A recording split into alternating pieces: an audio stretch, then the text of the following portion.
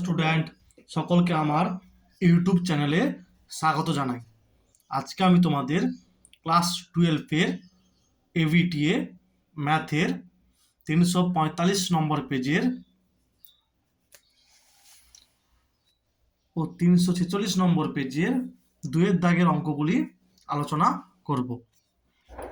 দেখো, বলে দেওয়া আছে কি, এফ চিত্রণ বাস্তব সংখ্যার সেট থেকে বাস্তব সংখ্যার সেটে যেখানে এফ অফ এক্স দেওয়া আছে, দেখাও যে এটা সমান এটা হবে।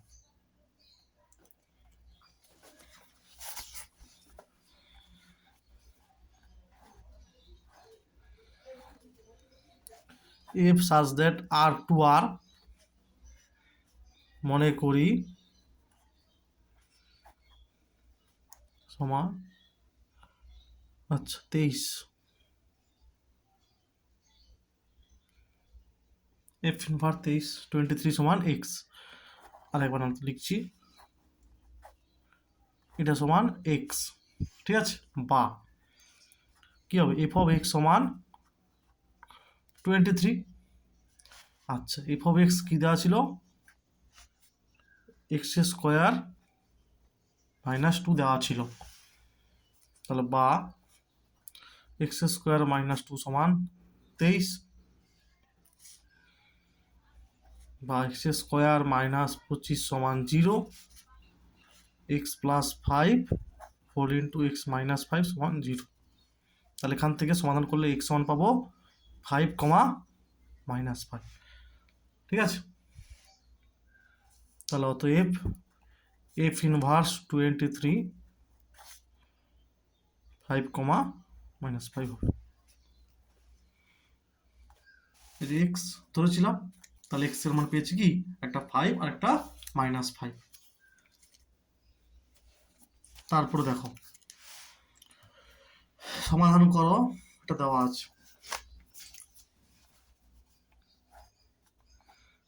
tan inverse 2x plus tan inverse of 3x সমান π/4 মানে 45 ডিগ্রি, ঠিক আছে।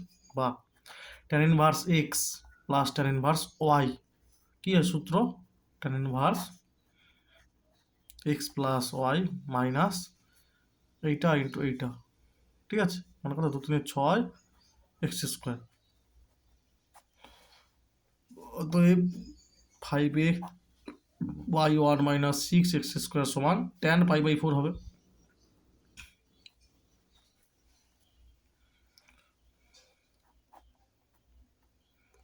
কত হবে, এর মান 1 হবে, এটা সেদিকে গুণ হবে এরপরে, ঠিক আছে। বা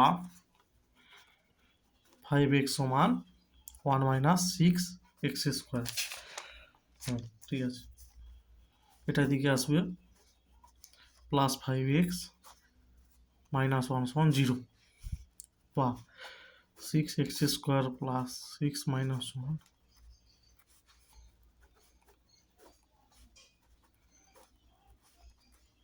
0,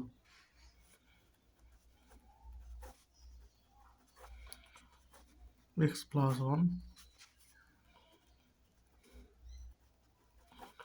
তো 6x মাইনাস 1 সমান 0, ঠিক আছে। তাহলে কি হবে, x এর মান একটা পাবো 1/6 আর একটা পাবো -1, এখান থেকে লিখতে পারো x প্লাস 1 সমান 0,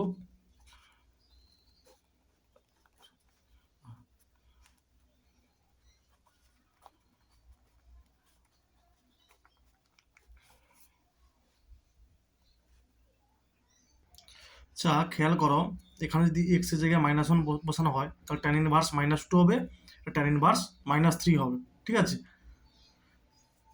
কিন্তু তাই এখানে π/4 আছে, পজিটিভ আছে, এদিকটা নেগেটিভ হয়ে যাবে, তাই কি -1টা এই সমীকরণকে স্যাটিসফাই করবে না। দেখো x = -1 প্রদত্ত সমীকরণকে সিদ্ধ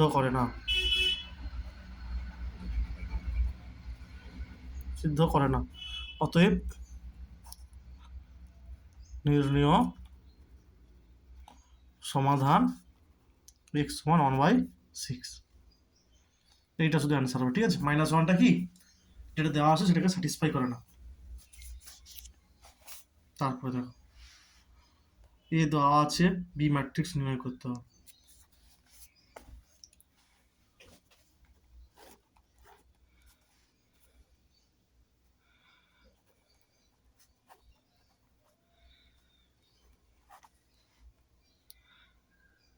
এ প্লাস বি -4i2 সমান, এটা লিখলেই হবে। ঠিক আছে, জিরো ম্যাট্রিক্স। আর জিরো টু লেখা মানে কি ম্যাট্রিক্সটা দ্বিতীয় ক্রমে বোঝাচ্ছে, যেহেতু এ ম্যাট্রিক্স দ্বিতীয় ক্রমে তাই এটাও হচ্ছে দ্বিতীয় ক্রমের ম্যাট্রিক্স হবে। বা এ প্লাস বি সমান 4i2, এ ম্যাট্রিক্স বের করতে হবে। তাই দেখো, আচ্ছা, এ প্লাস বি সমান হবে 4i2, উভয় পক্ষে মাইনাস এ ম্যাট্রিক্স যোগ করতে হবে। বা মাইনাস এ প্লাস এ প্লাস বি, আর এখানেও প্লাস 4i2। তাহলে দেখো এটা যোগ করলে জিরো ম্যাট্রিক্স হবে, আর এটা হবে মাইনাস এ প্লাস 4i2, যেহেতু এ ম্যাট্রিক্সের সঙ্গে মাইনাস এ ম্যাট্রিক্স যোগ করলে হয় জিরো ম্যাট্রিক্স। তাহলে এটা যোগ করলে বি ম্যাট্রিক্স হবে। এবার মানগুলো বসাতে হবে। আচ্ছা,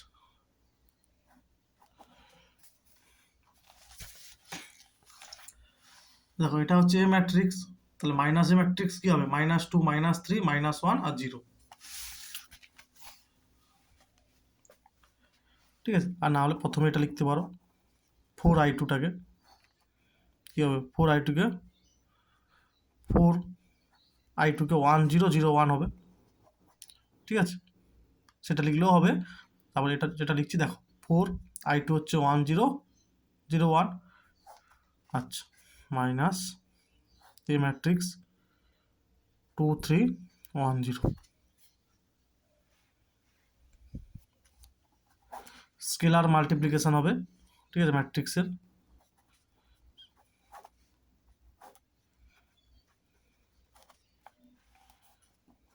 চার থেকে 2 বিয়োগ করলে 2 হয়, -3 -1 4, এটাও হবে। আর যদি তুমি মাইনাসে বের করে নাও, মাইনাসে প্রথমে, তাহলে মাইনাস এটা বের করে এটার সঙ্গে যোগ করে দিলেও হবে, সেটা করলেও হবে। ঠিক আছে, তারপরে দেখো, দেখাও যে এটা সিঙ্গুলার ম্যাট্রিক্স। আচ্ছা, প্রথম কথা জানতে হবে, যদি এ একটা ম্যাট্রিক্স সিঙ্গুলার হয় তাহলে এ স্কোয়ার সমান হবে জিরো ম্যাট্রিক্স, এটা জানতে হবে। ঠিক আছে, তাহলে মনে করি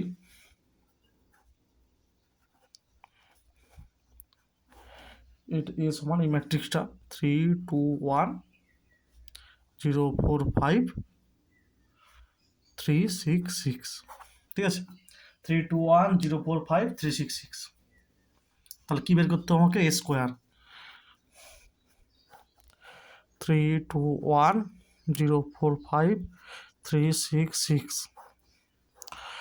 3 2 1 গুণ। ঠিক আছে, এটা গুণ বোঝাচ্ছে, গুণ চিহ্ন দিতে পারো। 0 4 5 6, ভালো করে গুণটা দেখো। এই রোর সঙ্গে কলামের গুণ হবে, 3 3 9 প্লাস 2 0 0 প্লাস 3 3। আচ্ছা, দেখো এখানে বলা আছে ম্যাট্রিক্সটি সিঙ্গুলার, আর আমি যেটা বলছি সেটা জিরো ম্যাট্রিক্স। মানে সাপোজ এই একটা ম্যাট্রিক্স, ঠিক আছে, তাকে নীল পোটেন্ট ম্যাট্রিক্স বলা হবে। যদি স্কোয়ার সমান এটা হয় শূন্য অক্ষর ম্যাট্রিক্স। ঠিক আছে, এটা সিঙ্গুলার বলেছে তাই এটা এইরকম হবে না। একটা ম্যাট্রিক্স একে সিঙ্গুলার ম্যাট্রিক্স বলা হবে যদি ম্যাট্রিক্সটির ডিটারমিনেন্ট ভ্যালু 0 হয়। ঠিক আছে, আর নন সিঙ্গুলার ম্যাট্রিক্স বলা হবে যদি ডিটারমিনেন্ট ভ্যালু জিরোর সমান না হয়। তাহলে সিঙ্গুলার বলেছে, তাই আমাকে নির্ণায়ক ভ্যালু বের করতে হবে। 3 2 1 0 4 5 3 6 6, ঠিক আছে। প্রথম সারির সাপেক্ষে আমি বিস্তৃতি করব। 6 4 24 5 6 30 -2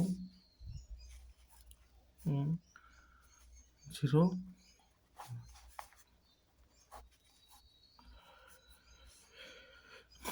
1 সাপেক্ষে যখন এটা বাদ, তাহলে 0 -12, 24 থেকে 6 গেলে -6, 24 থেকে 30 গেলে -6, 6 3 8, -18 হবে, প্লাস মধ্যে 30, এটা -12, এটা, ঠিক আছে। তাহলে যে ম্যাট্রিক্সটা দেওয়া আছে তার নির্ণায়ক ভ্যালু কি বেরিয়েছে? 0 বেরিয়েছে। তাহলে লিখবো কি? অতএব ম্যাট্রিক্সটি হচ্ছে singular matrix.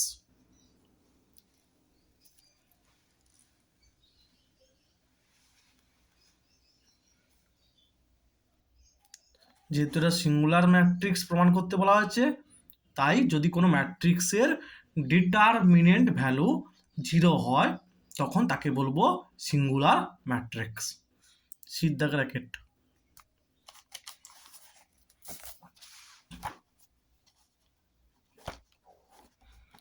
Limit x tends to π/4,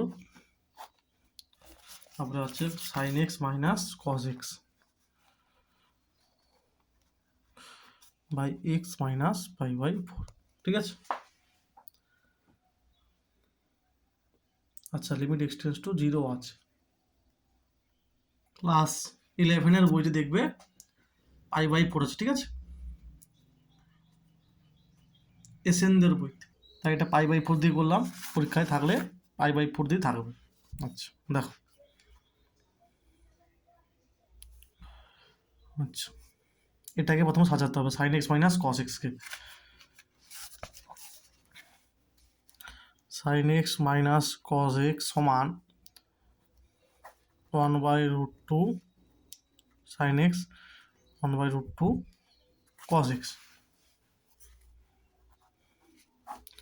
তাহলে দেখো sin x cos π/4 minus cos x sin π/4, তাহলে হবে sin of x minus π/4, sin a cos b minus cos a sin b, sin of a minus b হবে, ঠিক আছে।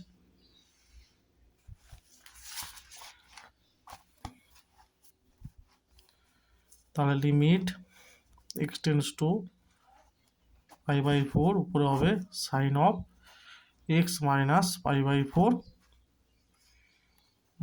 x minus π/4, এটাকে ধরে নিতে হবে জেড। মনে করি x মাইনাস π/4 সমান জেড। তাহলে জেড টেন্ডস টু 0 যখন x টেন্ডস টু কী হবে? π/4। জেড টেন্ডস টু 0 যখন x টেন্ডস টু π/4। তার limit Z tends to 0 x minus π/4 মানে জেড, তাহলে সাইন জেড বাই এটা হচ্ছে জেড। আচ্ছা, এটা সমান কি ছিল? √2 ইন্টু ছিল, মানে এই মানটা ছিল √2 ইন্টু, ঠিক আছে। √2টা লিখতে হবে আমাকে, √2টা লিখতে হবে এখানে, আর এক্ষেত্রে আগের দিকে লিখবো, ঠিক আছে। √2 একটু সোজাসুজি লিখবে, ঠিক আছে। তাহলে কি হবে? √2 গুণিতক এটার মান কত? এটার মান হচ্ছে 1। √2 এর পরে গুণ চিহ্ন দিবে, দিয়ে এটা লিখবে, ঠিক আছে। তারপরে এইটার মান হচ্ছে 1, তাহলে সমান হবে √2, এটা অ্যান্সার হবে। জাস্ট কি করেছি আমি?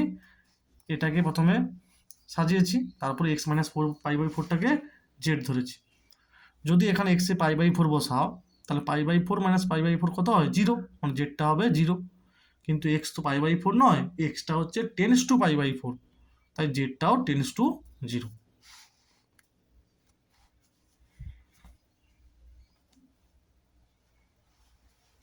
তাহলে অ্যান্সার হবে √2।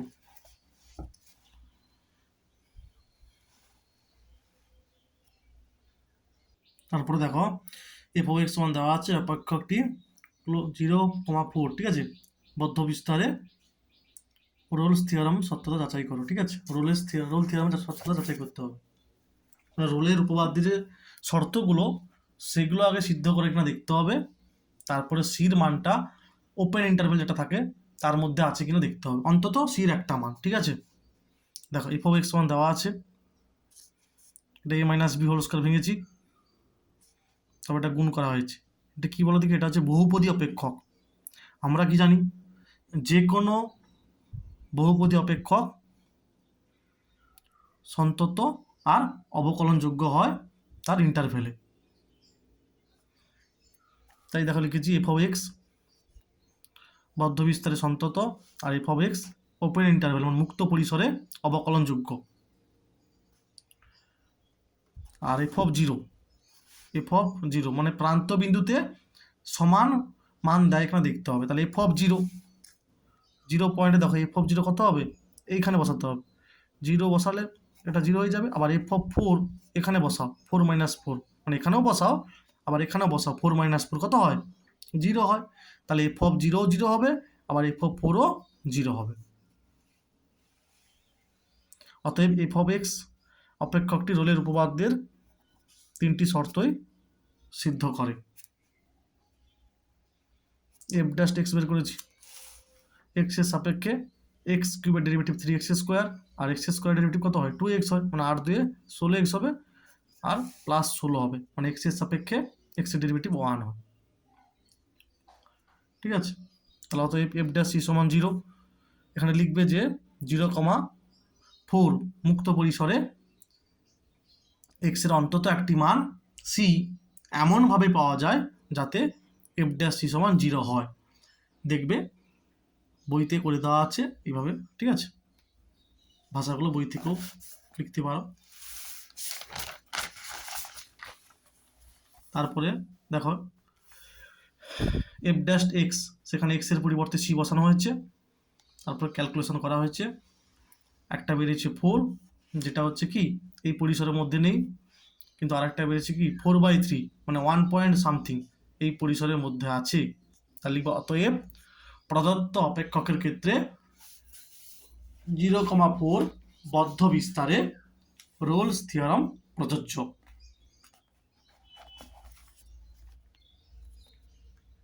তারপরে tan ইনভার্স x এর সাপেক্ষে log x এর অবকল সহগ নির্ণয় করো।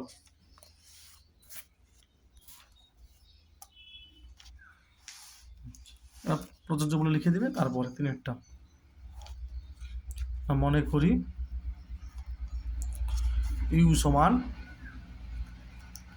tan ইনভার্স x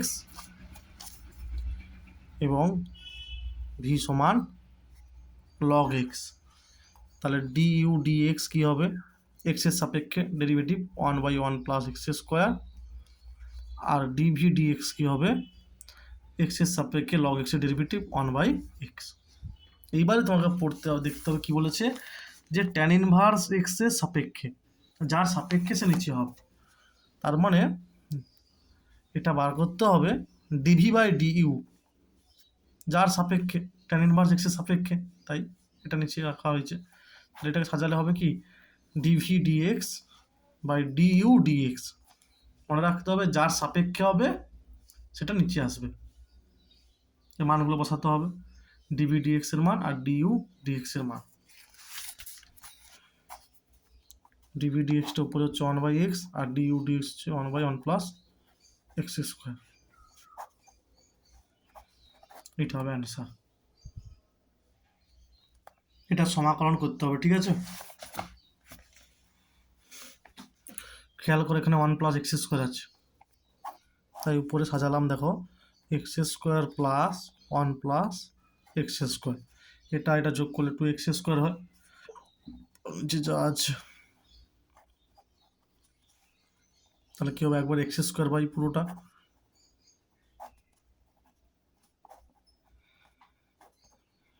আর একবার এটা বাই,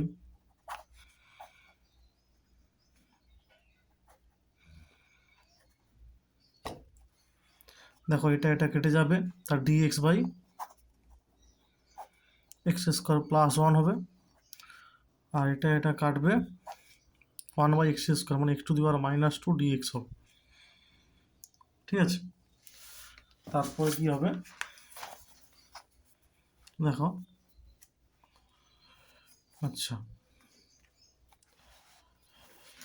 তারপরে হচ্ছে সমান, এটা কার সূত্র, tan ইনভার্স এক্স, আর এটা হচ্ছে x to the power n এর ইন্টিগ্রেশন, কী হবে x to the power n plus one আর n plus one plus c, এখানে লিখবে সি হলো অনির্দিষ্ট সমাকলন ধ্রুবক, তাহলে কি হবে tan ইনভার্স এক্স, এটা ওয়ান মাইনাস ওয়ান, তাহলে ওয়ান বাই এক্স হবে প্লাস সি। ঠিক আছে, এটা হবে অ্যান্সার। এরপরেরটা দেখো, এটা x dy minus y dx by x square আর x y dx by x square, তাহলে কি হবে, এটাকে লেখা যাবে দেখো d of y by x. ঠিক আছে, এটাকে লেখা যায় এটা x square x dy minus y dx, আর এটা হচ্ছে ওয়াই বাই এক্স ডিএক্স, তাহলে d of y by x by y by x সমান ডিএক্স। ঠিক আছে, এরপরে দেখো integration d of y by x by y by x integration dx. আচ্ছা, উভয় পক্ষে সমাকলন নেওয়া হয়েছে, তাই অনেক বইতে দেখবে এখানে প্লাস সি যোগ করা আছে, এখানে যোগ করে লিখবে সি হলো অনির্দিষ্ট সমাকলন ধ্রুবক। এবার দেখো জেড ভাবো, dz by z, dz by z, তাহলে কী হবে log of mod z x plus c. এবার যদি এখানে সি যোগ করো তাহলে এখানে লিখবে সি হলো অনির্দিষ্ট সমাকলন ধ্রুবক। ঠিক আছে, একটি বৃত্তের ক্ষেত্রফল সময়ের সঙ্গে সমহারে বৃদ্ধি পেলে দেখাও যে তার পরিসীমা বৃদ্ধির হার ব্যাসার্ধের ব্যস্তানুপাতিক। আচ্ছা, মনে করি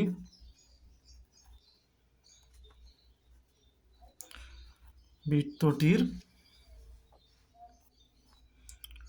ক্ষেত্রফল এ বর্গ একক, পরিসীমা পি একক এবং ব্যাসার্ধ আর একক।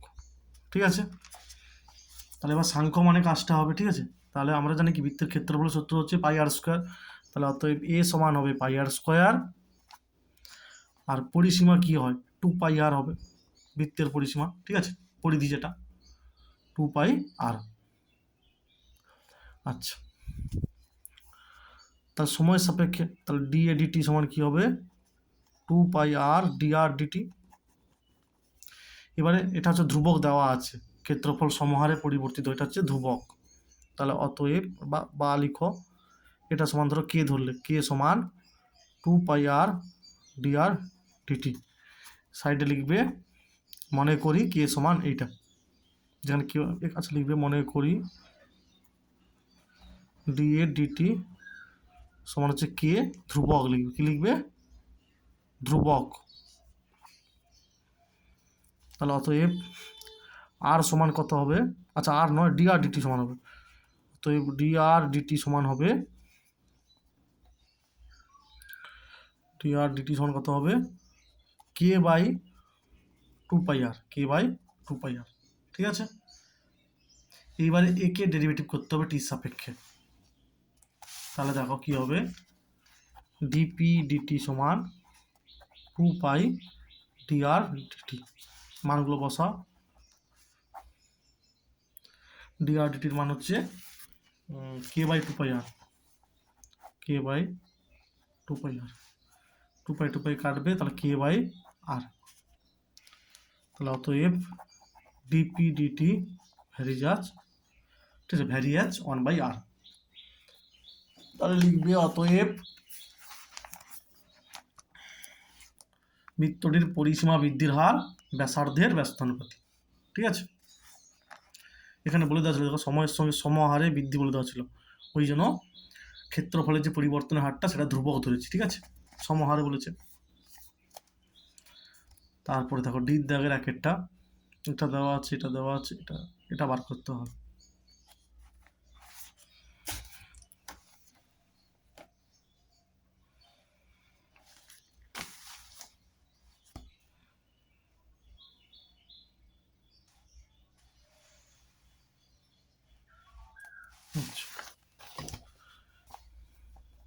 ডির দাগের একেরটা কি দেওয়া আছে, দেওয়া আছে এ ভেক্টরের মান দেওয়া আছে 2,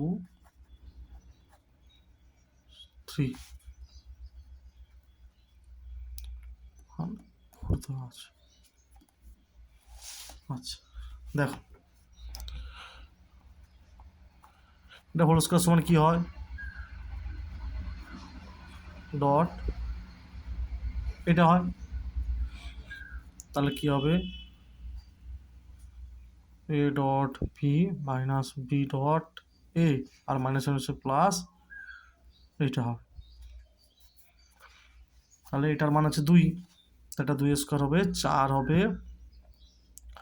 আর এ ডট বি যা মানে ডট প্রোডাক্ট হচ্ছে বিনিময় নিয়ম মেনে চলে, তাহলে এটা লিখো এ ডট বি মান হচ্ছে 4, তাহলে এটাও কত হবে 4 হবে, প্লাস 3 স্কয়ার 9, 3 3 9। ঠিক আছে, এখানে লিখবে যেহেতু এ ডট বি সমান বি ডট এ, তাই এ ডট বি এর মানটা যেটা সেটাই হচ্ছে বি ডট এ বসানো হয়েছে, এটা এটা কাটবে, তাহলে 5 হবে, 5, কিন্তু এখানে তাহলে কী হবে, অতএব মডুলাসের মান কী হবে, অলওয়েজ পজিটিভ হবে, তাই √5 হবে, মাইনাস হবে না। ঠিক আছে,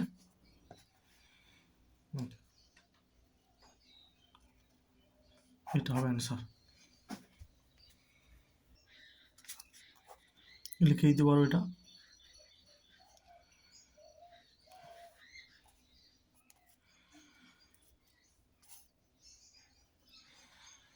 এবার দেখো দেওয়া আছে যে সরলরেখার কার্তেজ যে সমীকরণ এটা, তার ভেক্টর সমীকরণ নির্ণয় করতে হবে। ডির দাগের দুয়েরটা, এক্স সমান ওয়াই সমান জেড দেওয়া আছে, এটাকে লিখতে পারি কি এক্স মাইনাস 0/1, ওয়াই মাইনাস 0/1, আর জেড মাইনাস 0/1, মানে সরল রেখাটা মূল বিন্দুগামী 0,0,0 বিন্দুগামী, এবং সরল রেখাটার দিক অনুপাত সমূহ 1 1 1। অতএব প্রদত্ত সরল রেখাটির ভেক্টর সমীকরণ হবে কি হবে, i cap plus j cap plus k cap, t হলো বাস্তব প্যারামিটার। ঠিক আছে, মানে টি এর মানটা কি চেঞ্জ হয়, মানে এর আগে প্লাস, এখানে প্লাস হতো, আগে কি হতো 0 I cap plus 0 J cap plus 0 K cap, ওইটা লিখিনি, সব 0 যেহেতু আছে বলে। ঠিক আছে,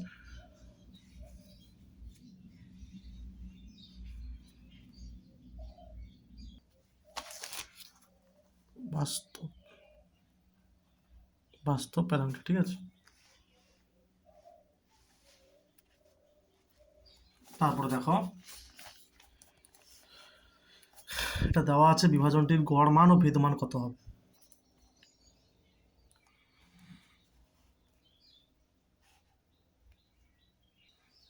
এই দাগের একেরটা,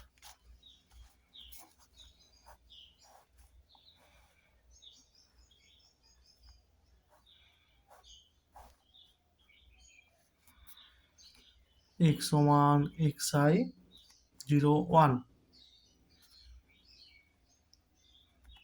হাফ হাফ, এটা দেওয়া আছে, এবার লিখবে কি গড় মানের সংজ্ঞা অনুযায়ী, গড়ের বা গড়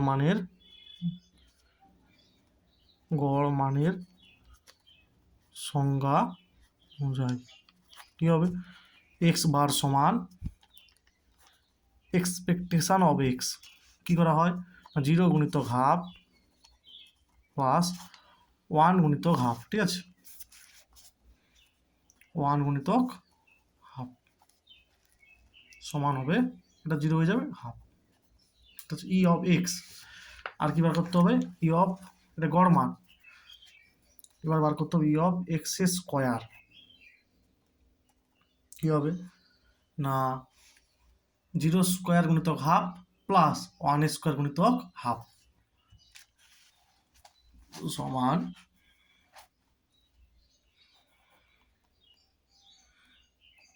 x I square P I, 0 square গুণিতক হাফ প্লাস 1 স্কোয়ার গুণিতক হাফ, তার মানে এটা 0 হয়ে যাবে, যদি 0 আছে তাহলে 1 স্কোয়ার 1 গুণিতক হাফ মানে হাফ, ঠিক আছে।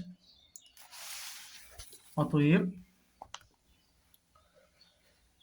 এক্স সমসম্ভব চলকের ভেদ মান সিগমা স্কোয়ার হলে কি হবে, সিগমা স্কোয়ার সমান E of x square minus E of x whole square, তাহলে মানগুলো বসাতে হবে, একটা হবে হাফ আর একটা হবে হাফের হোল স্কোয়ার, দুটো মান যে এক্ষুনি বের করলাম, তাহলে হাফ মাইনাস 4 2 4 1/4, ঠিক আছে, এটা হচ্ছে ভেদ মান বেরোল, আর একটা গড় মান আগে বের করেছি, ঠিক আছে। তারপরে দেখো একটি বাক্সে 4টি কালো 5টি সাদা বল আছে, তা থেকে একত্রে 3টি বল তোলা হলো, ঠিক আছে, তাহলে 3টি বলই সাদা হওয়ার সম্ভাবনা নির্ণয় করো। না মনে করি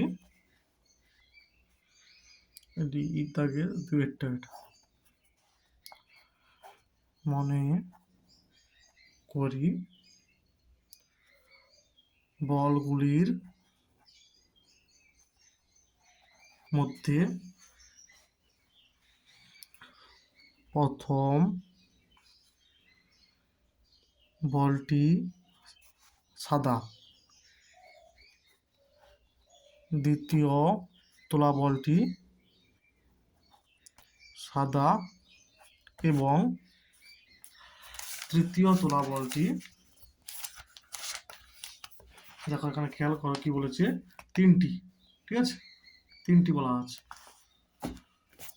এবং তৃতীয় বলটি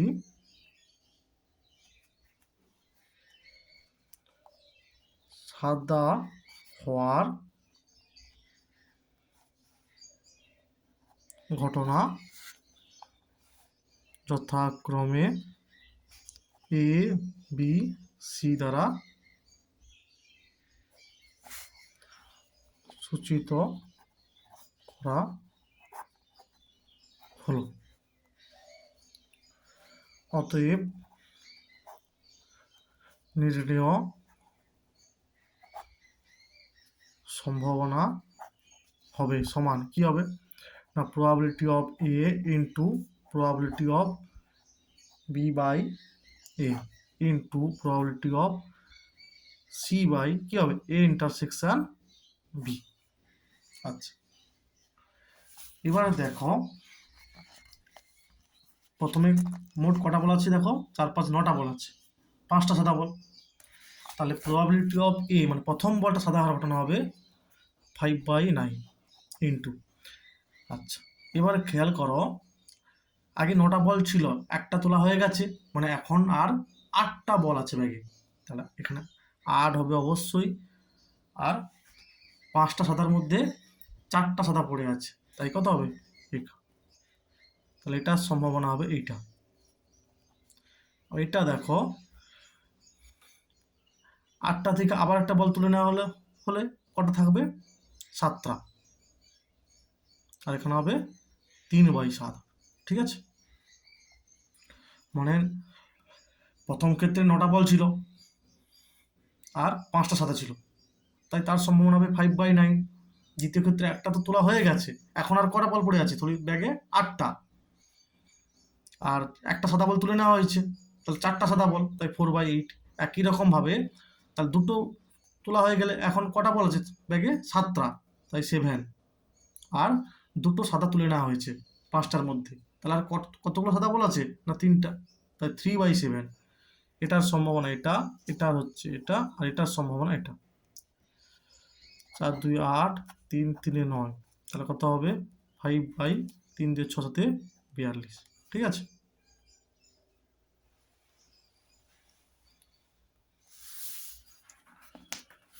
আচ্ছা এখানে একটা কথা বলা উচিত ছিল, মানে আমি যেটা সম্ভাবনা বের করলাম, যে বলগুলি আর পুনঃস্থাপন করা হয়নি। ঠিক আছে, পুনঃস্থাপন মানে একটা বল যে তুলে নেওয়া হলো সেটা আর রাখা হয়নি, এইটা বোঝানো হচ্ছে পুনঃস্থাপন।